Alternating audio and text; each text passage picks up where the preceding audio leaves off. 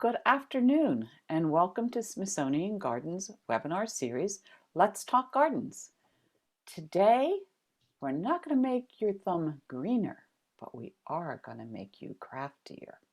We have two special speakers with us today, Melanie Pyle and Melinda Witcher, and they're both horticulturists at Smithsonian Gardens.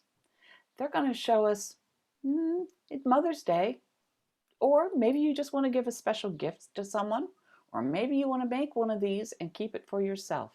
So they're going to show us how to make a succulent wreath and paper that will sprout in your garden. Fun things to do. We're excited to learn more about them. Something important to share with you, when we share the videos of that Melanie and Melinda have created, to be able to enhance the video, there'll be a bar on the screen. We like you to scroll to make the pictures bigger, the video bigger, and that way the speaker picture will be a little bit smaller, but you'll be able to see the video a little bit better. So, today too, we're going to try something different. You can put your question in the chat box, but if there's time at the very end, I'm going to have you raise your hand and ask questions to the presenters. That's only if we have time, but if you want to make sure that your question gets asked, put it in the chat box, but then I will open it up at the end of the presentations. So Melanie and Melinda, thank you very much for coming on board. Again, my name is Cindy Brown. I'm the Manager of Collections and Education, and I have the pleasure of being with you every week. And I have learned so much from our speakers. I hope you do too. So I'm going to disappear for a while, but Melanie, I'll make sure your video and PowerPoint appear on time. Just let me know what to do so that I can make it show. And I want you to tell people why you created this type of craft, both of you, so we can get an insight on your thoughts to go along. So I will disappear, but then I will make your videos appear. Great. Thank you, Cindy.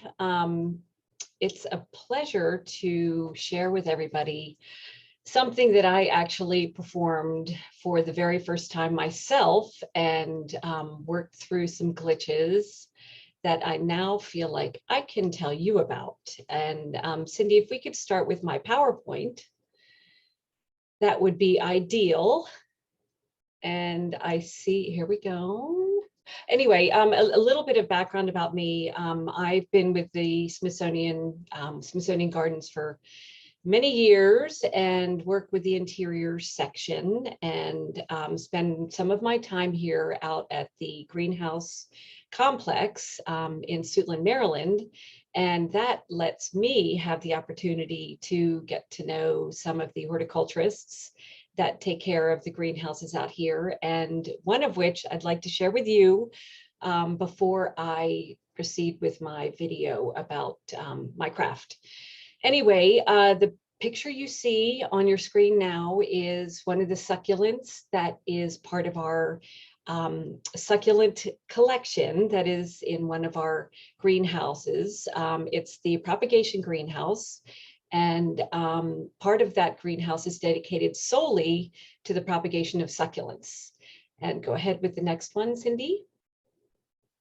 And I also wanted to show everybody a picture of our horticulturist, Shannon Hill, who is responsible for maintaining this greenhouse, as well as taking all of the cuttings and growing beautiful plants from little tiny pieces. And here she is in the middle of her greenhouse, standing in between benches filled with plants that she's brought from babies up to big guys. So next one, please. And just wanted also to show you a picture of a couple of the varieties of succulents that she is raising in this greenhouse. On the left-hand side is a Senecio and an Echeveria. And on the right-hand side, and I'm not going to pronounce this right, Anium kiwi, and that's one of my favorite. I love the pink margins. And next one, please, Cindy. And then just wanted to show you what flowers look like from some of these succulents. There's the Graptopetalum superbum, which is the one that's actually flowering. You can see it's the gray, dark or light gray in the background, and the one in the foreground again is an Echeveria segunda variety glauca. And the next slide, please, Cindy. And then just wanted to show you Shannon's favorite table in her greenhouse. These are some of the many that she's propagated that we use in some of our exhibits downtown in the gardens. In particular, the Ripley Garden and the Haupt Garden have two really beautiful succulent displays. In the Ripley Garden, I know our horticulturist Janet Draper has displayed them in green walls and containers. And she shows you the versatility of how these succulents can be used throughout her garden settings. And then our horticulturist Shelley is using some of the succulents in one of our habitat exhibitions. And I believe the name of it is Foundation of the Sea. And I highly recommend coming to take a look at that as well, because she puts them together to make it look like a coral reef, and very successfully does so. But succulents are incredibly popular these days and can be used in a tremendous variety of ways. And Smithsonian Gardens will show you some of those ways when you come to visit us, and the gardens are open, so please do come. I believe that's the last one. Yes, okay. So now we're going to get to the good stuff. I'm going to show you how to create a succulent wreath, and Cindy is going to prompt the video. This, again, as I mentioned before, this is something that I did for the first time. And the wreath I created is in the shape of a heart. There we go. Go ahead, Cindy. So the frame that I'm showing you here is, again, the shape of a heart. It is filled with sphagnum moss. These are readily available, completely, as you see here, totally filled with moss. It is very important that you soak it for at least 24 hours. This is pre-soaked, but I'm showing you the process of what I mean by soaking it, dunking it completely in a pail of water. It is very, very thick, and just by spritzing it with water will not get the interior as moist as need be. Here is just a small succulent. This is what you can order or purchase anywhere. Some wreaths give you the ability to put an entire root ball in, but the exercise you see here is, I'm just going to do cuttings, and Shannon prepared a group of cuttings for me to use here.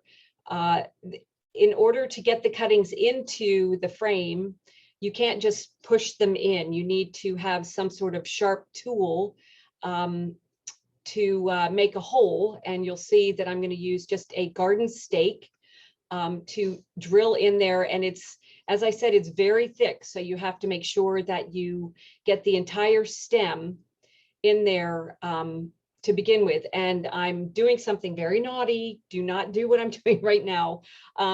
When you prepare your cuttings, you need to prepare them at least 1 to 2 days in advance to give them a day or two to callus and form a hard coating over the end. Here I did not do that because the cuttings that I had taken were too long, and I had to trim them down in order to get them into the frame securely. And another good design idea is to somewhat formulate the colors you'd like to use. When purchasing succulents, you'll have a huge variety to choose from. And you need to decide your color scheme. It's great to have a variety of shapes and sizes, and you can actually order an entire set of succulents over the internet. You can get them in 2-inch containers or 3-inch containers, and they'll send you an entire flat with a variety that you can use. But it's nice to plan it out ahead so you know in your design exactly where you will place each individual cutting. Again, the stems should be about 1 inch to 2 inches long, and I've used a floral pick here. When you're using this frame, it's eventually going to be hung on the wall, and you want to make sure that the cuttings you're putting in are secure into the wreath. There are a couple ways to do that with these floral picks I have here, and then there are some floral pins that will allow you to keep them secured into this shape as well. Again, make sure you have enough stem, not too much, but you want it to be able to insert all the way in without breaking it off. And succulents, when they exist in a natural setting, have very shallow roots. So the cuttings that you will put into this frame will form roots from their stem, and it will take a few weeks to do so, but make sure when you are watering this and you have your end product, you are soaking the entire frame, because you want the roots to go as deeply as possible, and succulent roots will search water, and the deeper the water is, the deeper your roots will be, the more secure your cuttings will be on the frame. And a little bit about succulents versus cactus, because when I researched differences or characteristics of succulents, all cactus are succulents, but not all succulents are cactus. The term succulent refers to a flower or a plant that is able to store moisture in its leaves, and cactus can do that as well as these succulents you see here. And succulents exist in all parts of the world except for Antarctica, but cactus are located only in the New World, in the Americas. So succulents are very versatile plants. They can exist as epiphytes, which means they grow without any soil on the roots of trees, and they can adapt to many, many difficult environments that don't provide a constant water source, therefore the ability to store the moisture in their roots. And Cindy, if you'd like to just speed this up a little bit. Again, trying to get the individual pieces secured, and you can bring them around the edges as well. They will form roots,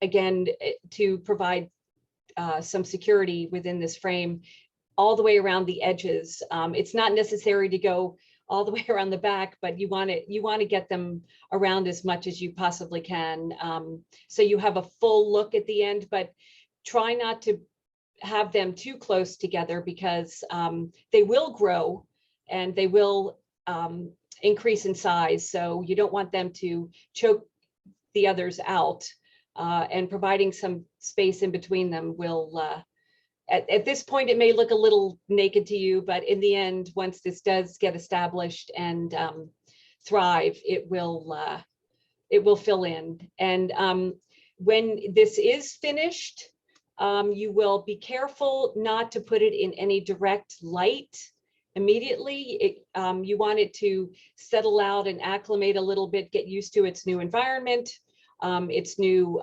growing medium. And once it's spent about 7 to 10 days in a lower light environment, you can then increase the light, and ideally this would be placed in its final place with bright indirect light. Succulents generally grow in high light conditions, but it can survive ideally indoors in bright indirect spaces. Keep going, Cindy. Yeah, if you'd like. Just want to, are you, yeah, I'm frozen, unfortunately. Is it moving for everybody else or no? Okay. It just takes a minute to catch up Okay, because to I'm catch up. moving Oh, forward and so yes, much. I It do want takes to a minute say to that see. although I am not smiling in this, as somebody pointed out when they watched this over my shoulder, I did have a really good time doing this, and it's crazy how beautiful it ended up at the end. And you know, just with a little effort, you can create something that will last and last and last. But just because I'm not smiling doesn't mean I wasn't having fun while I was doing this. I was just concentrating because it was my first time, and learning as I went. But it's still frozen, I guess. That's all right. Anyway, so a finishing touch that if you do have access to any Spanish moss or preserved moss, I will add it at the end. Maybe it'll show it now. Just to, as I mentioned, you don't want to make this too full because it will fill in as it grows.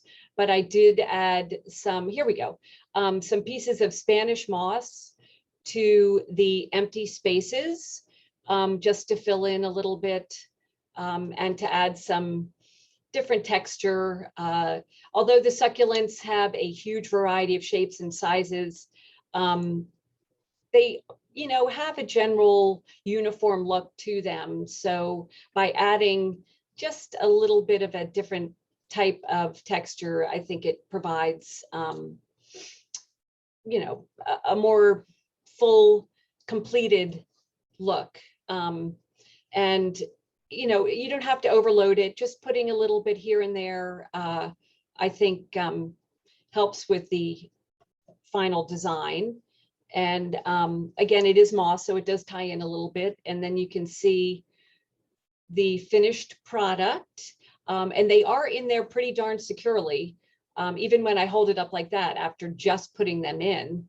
But it would benefit the general strength of the stems and the roots and establishing it if you did lay it flat like that for, as I said, the 7 to 10 days before putting it in its final place. And that is it for me. Cindy, are you okay? I'm here. Oh, you're here. Okay, great. I am. Thank you very much. I You're appreciate it. welcome. That You're was welcome. really, really interesting. I've always wanted to create something like that. You've motivated me to set up my potting bench and see what I can do, pulling some of the succulents out of my yard or out of my containers and using them. Thank you so much. I appreciate it, Melanie. And Thank you. Melinda, now you have another project for us to look at and see what we can learn. So go ahead. I would go ahead and share your screen, please, and tell us, why did you pick this as a craft from your garden? Sure. I am Melinda Witcher. You may remember me from such videos as Gifts from the Garden. I'm back again to do another craft. So let me just go ahead and share my screen. And oh, I got myself right into the middle of it. Hold on. All right. So first I'm going to point out, Melanie, you are 100% smiling at the end of that video. So I can tell that you really did love that end result, and it was perfect and beautiful. So I don't blame you. So for my project this time, I was trying to think of something that you could give to a mom for Mother's Day. And I always like working with kids, so I tried to make something that you could do as an adult. I had a great time making these, or you could do it with younger kids if you wanted to. So for those of you who don't know what seed paper is actually paper that has viable seeds that are integrated into the fibers of the paper when you've made it. And that way, when you plant the paper into the soil, the seeds will sprout and you'll actually get little plants from your paper that grew. The nice thing about that is that you can use the paper to write a note or create a card or something creative like that, and then you're giving somebody a gift and it's a card and plants.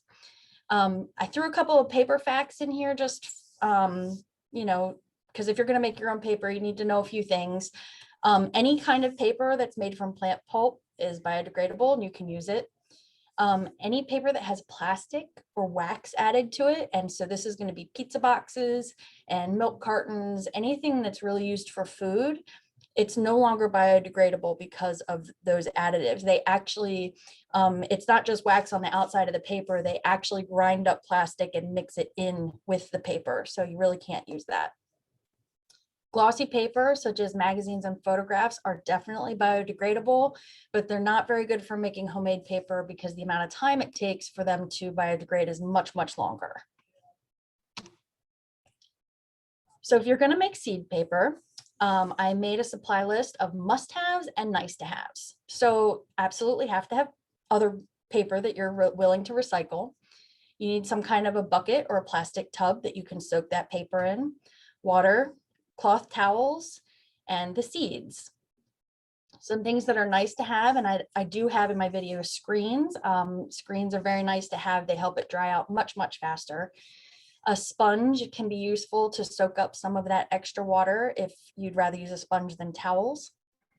A rolling pin, you'll see it in my video that I use that because that way you can get your paper nice and flat and uniform. A hair dryer, if you're in a hurry and you really need your paper to dry out fast, you can go ahead and use a hair dryer on it. I do not use a blender in my video. If you look up seed paper online, you will see lots and lots of people who use blenders because it's really difficult to find out how paper was processed originally, like in the original plant. It could have chemicals in it, so you really shouldn't use a blender afterwards for any kind of food processing. So I prefer to just go ahead and do it with my hands. And then add-ins for color and texture. Thread, if you use 100% cotton thread, that can be a nice additive. Anything that's not 100% cotton, you shouldn't use because it won't biodegrade. And the other thing with thread is if you use it, cut it into nice short pieces, because if you have a really long swirly piece, an animal can get themselves caught up into it before it has a chance to actually biodegrade. Paper confetti will biodegrade, dried flower petals, and food coloring can be added as well. I'm not going to go over this whole list. I did make a list of seeds so that people could have a reference, but really you just want seeds that are small enough that they'll cling to the paper. If a seed is too big, it's just not going to incorporate in the paper. And the other thing that you want to do is make sure you read the seed packet. There are some seeds that need to be soaked for a certain amount of time before they get planted, or they need a cold snap before they'll actually grow. And so you need to pick something that you can just put in the ground and it'll sprout, because you're not going to be able to soak it in advance like you would if you just bought a seed packet. So. Oh, and I just put in the picture of a couple of the add-ins. Like I said, usually when I make recycled paper, I use cardboard, and I mean, we recycle paper, so I just grab paper out of my recycle bin, and it's usually either just white paper or cardboard. So it's nice to have something a little bit colorful added to it so that it's not so boring looking.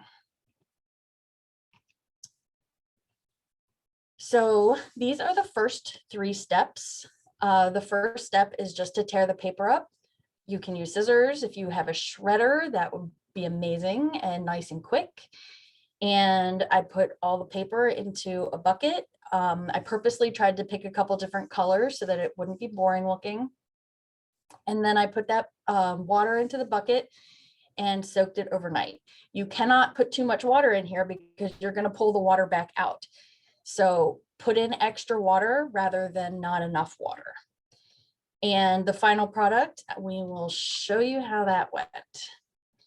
So I have this video kind of sped up so that you can see the process. The actual process that took me from beginning to end of this video was about 10 minutes. So 10 full minutes of me just grinding this paper up with my hands, smashing it, doing everything I could to try to make it into just this soupy mix. You're basically trying to get all of the fibers separated that are bound together in the paper. You're trying to separate them out so that you can rebind them together in the shape that you want. Again, it does take a lot longer with your hands. With a blender, you can just push a button, but we've already talked about that and the benefits of doing it with your hand. And here I'm showing that when I put my hand all the way in, you can't see through it. It is definitely ready to be made into paper. So I went into the garden and I got a bunch of petals, and this is when I first got them. I did put them under a book for 2 days so that they would be nice and flat, laid out a towel and then laid out my screen, and I just pull the pulp out and lay the pulp out onto the screen in the shape that I want. The reason I do it like this is so that I can make these nice little shapes. A lot of people will take something like a screen and put it into the pulp and pull the screen up and flatten the paper over top of the screen after it's been pulled out. But I really like to make shapes. So I go ahead and do it this way. I laid a screen over top, use the rolling pin. You can see how drenched the towel is getting underneath of it because I'm just constantly pushing water out of it. Now watch the top towel and how much water comes out of it when I do this again. So you're just going over and over and over again, pushing water out and then trying to make it the shape you want, keep it the shape you want, pushing water out over and over until it's mostly dry. So then I have these Shasta daisy seeds. I chose to do Shasta daisies, and I put them all onto the newly made paper that I created. And I took some of my flower petals and placed them strategically where I wanted them. You can do 1 or 2, you can do 100, it doesn't matter. This is totally up to you. This is where you get to be creative. Then I actually take a little bit more of the paper pulp and drip it over top. That's what I'm doing right here. And that's so that I can make sure that there's enough moisture still left in that paper that the petals and the seeds will actually combine and go in with all the paper fibers. And this time when I'm using the rolling pin, I'm doing it much more gently because I don't want to push it out too much. And then this was my end result. You can see the seeds in there and all the petals, and I think it turned out quite lovely. So I went ahead and did a second craft, which was making painted pots, the easiest way that it is possible to make painted pots. And the reason I did that was because obviously I wanted to plant my paper. So the must-haves for this part of the project is acrylic paint, which you can get at any superstore, whatever you want to call it, any kind of craft store. And you need tape and you just need the container. The nice to haves, sealant if your pot is going to live outdoors. And it is also nice to have a loving spouse who doesn't mind that your crafts are always making a big mess all over the house, which I do have, luckily. So in this video, the first thing I did was we have so much pollen on everything on my front porch. I'm sure everybody else does too. So I cleaned all the pollen off of these pots. And then I used tape just to cover up that the drainage spot. Now, the big thing with making these paint drip pots is that you cannot be chintzy with the paint. You have to put lots and lots of paint on or it won't drip. Something else I will say is that you can do all kind of experimenting with this. I tried one where I kind of picked the pot up and tilted it while it was drying to see what that would do. I tried it with a lot more paint. I tried it with a little bit less paint. And this is something that you can definitely do with kids. And the end product is just really, really fun. So I think I'm almost done with this guy. And the nice thing with acrylic paints too is that they don't take a terrible long time to dry. So I know it looks like a ton of paint, but this only took, I let it dry for 24 hours. And so you can see all the different ways that you can use color and the amounts of paint. The one all the way in the back, that's a little bit more the paints are a little bit more smeared together. I tried to use a paintbrush to kind of pull extra off of the top of the pot to get more drips, and what it did was blend the paint. So it just depends on what you want it to look like. The other thing I'll point out is in this picture, you can see that pot in the front is starting to pool down in the bottom front. So after these had dried for about an hour, I picked them all up and just moved them, 8 inches over so that they wouldn't dry in a pool of paint. And because I didn't want to have to pick that off later and mess up my pretty paint. And so here was my end result, these 3 beautiful pots and these 3 adorable pieces of seed paper. And so the idea here was obviously making something for Mother's Day. All I did here was I used a hole punch and punched a hole into my seed paper, wrote "To Mom" on there, and used 100% cotton yarn and wrapped it around the pot. And just really quickly, so that everyone knows how to plant their seed paper afterwards. First, you want to take your potting soil, and you always want to moisten it first. If you put dry potting soil right into a pot, it's really going to become much more dense as you water it, and it's going to sink down into the pot. So you always moisten the soil first, put it into the pot. All you have to do is put the seed paper right on top of it and add a little 1/2 inch of soil over the paper, and then just keep it watered. And then eventually you'll have little flowers growing in your little pot. And that is my project. What fun. Thank you, Melinda. That was terrific. Really appreciate those 2 great ideas for making crafts. And we have plenty of time to answer questions today. Thanks to both for allowing time for our guests to be able to ask us questions. So we're going to try something new this time. I did make it so that everyone you'll see a hand at the bottom of your screen. If you have a question, please raise your hand, and I will then allow you to unmute you and allow you to ask the question directly. In the meantime, we do have one question while people were thinking about their other thoughts or getting their other thoughts together. It says, "Beautiful, Melinda. How long does the seed paper need to dry before being able to use?" That is a great question. So there are going to be a couple of different factors. As I said, if you need it to dry fast, you can use a hair dryer. Mine was completely dry, I would say, in 48 hours. In 24 hours, I could pick it up, and but I could still feel that it wasn't quite all the way dry yet.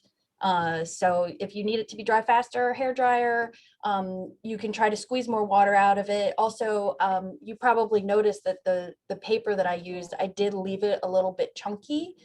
And so my seed paper that I created was a little bit thick. And so that probably made it take longer as well. But I wanted it to be thick to make sure that the seeds really were able to embed themselves in there. So 24 to 48 hours. Okay, terrific. Well, looks like they still like to put the questions in the box. So Melanie, they loved the succulent wreath. Thank you for that idea and those directions. Where I know we can't say a specific store, but is it very easy to find the moss bases, the one that you needed to soak beforehand? Yes, in fact, you can find them in a variety of shapes. The one I was working with was a heart shape because it was for Valentine's, but I've seen them square shaped. I've seen them complete circle, any shape you want. And in fact, you can use them as a centerpiece as well. You don't have to hang them. If you prefer, they work really well as a nice centerpiece too.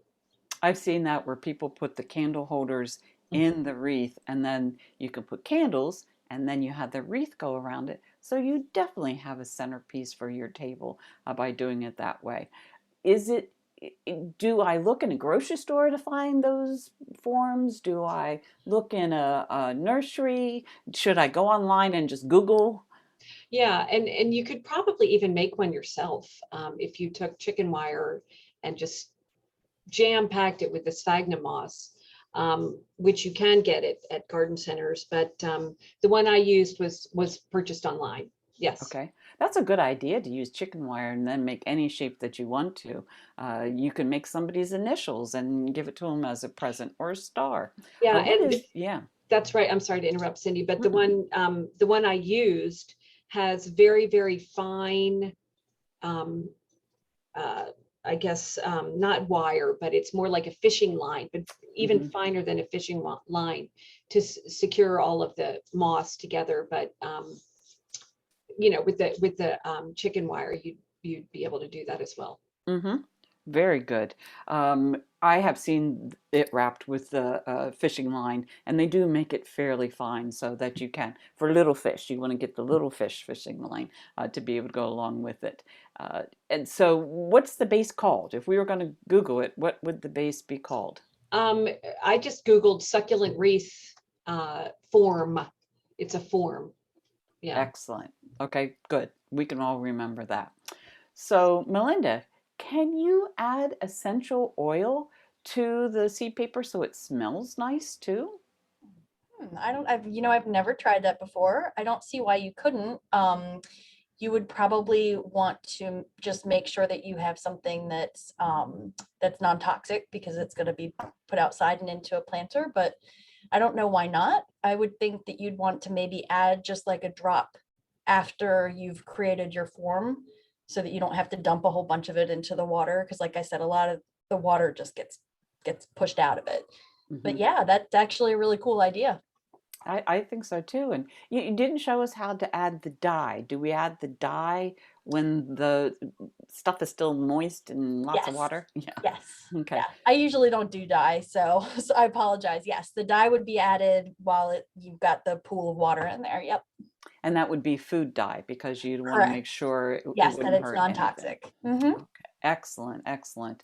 I think I have uh, another idea instead of essential oil, just to make sure. You could always put leaves or flower heads of lavender in it, or put some rosemary leaves in it. That way, maybe you could give a clue as to what would sprout from it if you added some of those different things to go along with it.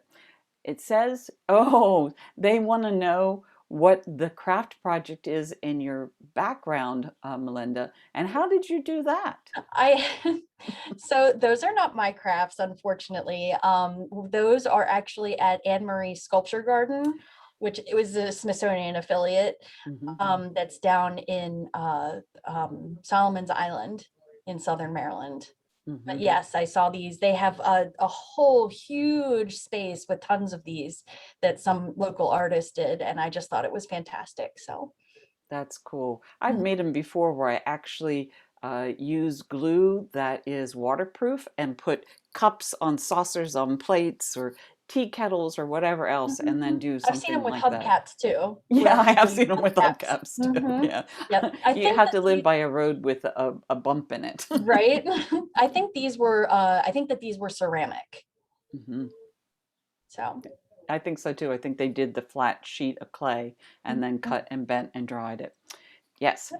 Any photos of flowers as a result of the planting cards? Or I saw you had the graphics come out of it. I did. I had the graphic because I I did have one, but it was only this big and it looked kind of pathetic. So I just did a graphic instead. No, that works. And I have seen it works very well. You It can does. actually even buy pre-seeded paper. And we used to do that for programs with the children, and it worked out really Yeah. well. They had so And much fun. something just to remember when you're doing the seed paper is, if all of those seeds are going to sprout, so you might have to thin them.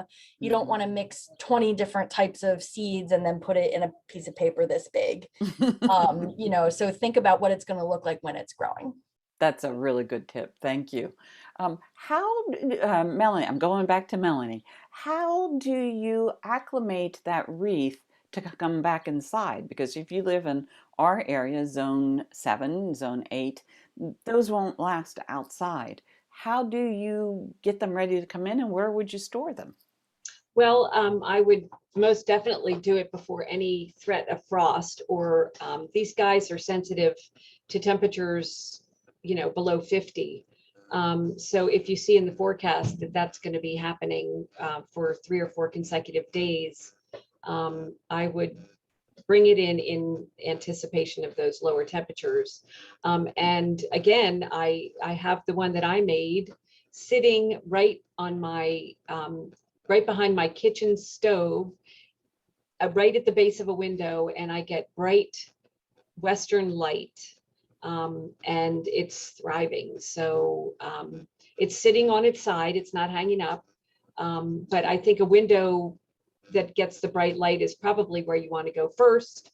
And then you can do the reverse of what I said at the beginning. You can just take it to a lower lighted area once you keep cutting back on the exposure to light. Good. And would you spritz it or soak Yeah, it? so if you spritz it, you're just going to get the surface wet. You're not going to get the deep inner portion moist.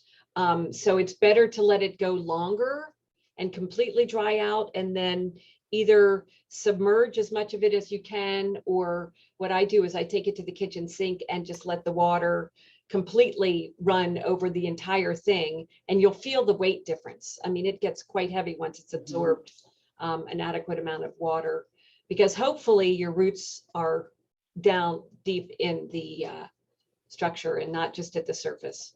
Mm-hmm. Yeah, and there are grow lights that you could always buy to put it underneath, and then you can have a whole collection to put out the next year, which would be fun. Are there any, and this could be for either of you to ask, are there any other plants you could think of that you would want to put in a wreath like that? I was thinking I have a really neat collection of hens and chicks type succulents that are hardy, and so that's what I would use, because my grow lights are for vegetables, not for and orchids. So can you think of other things you would use? Yeah, a friend of mine is quite talented at making wreaths, and I've seen her use pansies. I've seen her use Lismachia.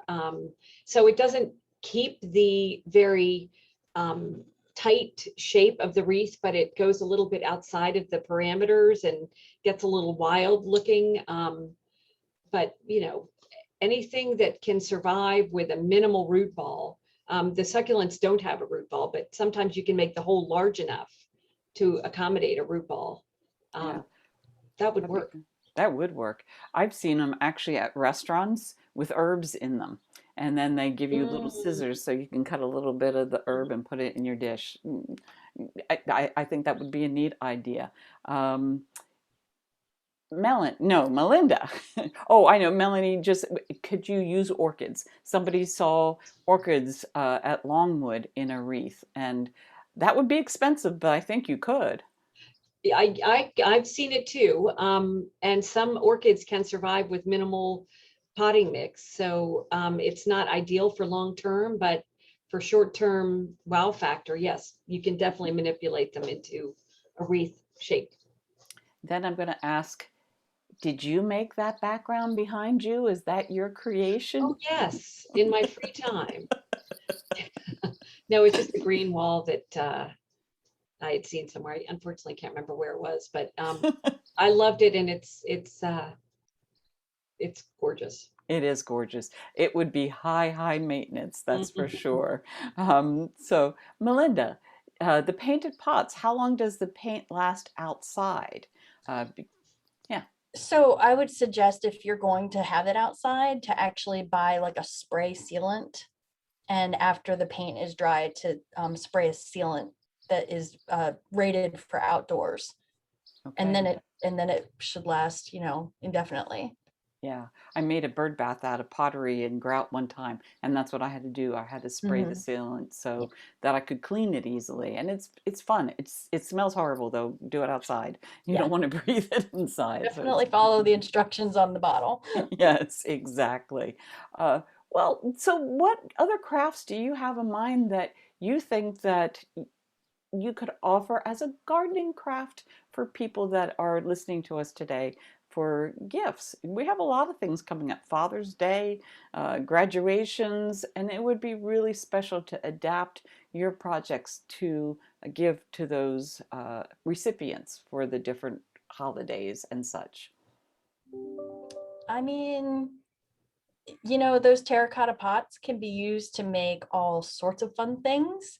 Most definitely to decorate in many different ways. Like you were saying, actually tiling pots is really not as difficult as you think. It's very time consuming. And a lot of people turn them upside down and use them to make like little statues or toad houses or and the nice thing about terracotta pots is that they're so inexpensive and they're so you can buy a whole bunch of them. They come in every different size. I've seen people make little fairy gardens. I've seen people where they get sequentially smaller ones and they'll drive a stake into the ground, put the biggest one at the bottom and fill it up, then put the next biggest one and fill that one up with soil and have, you know, end up having a tower. So there's definitely lots and lots of creative things that you can do with those terracotta pots. So I agree. We'll have to do some more of those crafts in the future. Yeah, definitely. In the future is a big one. Yeah, a pot man. I've done a pot man before. That's fun. Yeah, definitely. And you can even grow chia seeds coming out the head so that your pot man has hair. I'm thinking too for the seeds, perhaps you have seeds that would sprout into herbs or vegetables that you also send the recipe along with the pot. So they could use those whatever sprouts in a special recipe that people would like to share. And you know, oh, sorry, go ahead, Melanie. No, I just said, I just saw somewhere that the main newspaper in Japan is completely recyclable and loaded with seeds. So when you're finished reading it, you put it on the ground and seeds sprout out of the newspaper. I mean, that's amazing. That is amazing. We got to do more of that. I agree. Melinda, did we interrupt you to? Oh, it's okay. I was just going to say that earlier this year, my husband actually made me a mini greenhouse so that I could start seeds at home. So maybe we can talk about that next time. That sounds intriguing. I would like that. I think with all the new lights that they have available to use, that would be great fun. So, and people are saying, oh yes, please, they really like that idea to be able to share that. So they would love to see a DIY greenhouse. So we'll put our hats on, we'll share. I want to thank you all. We're ending a little bit early today, but I don't want to put Melanie and Melinda on the spot any further for ideas of what we could do. But we thank you for joining us. We'll give you time to go out and get the supplies so that you can go make these fabulous crafts and then share them with the holiday coming up or whatever other special occasion that you have. So thanks again for supporting us with your attendance for Let's Talk Gardens. And thank you, Melanie and Melinda, for making us a bit craftier with our garden crafts and our garden supplies. It was a delight, as always, to have you both on the show. I appreciate your help. So, all right, thank you so much, until next Cindy. time. Thank you. See you later. Bye-bye.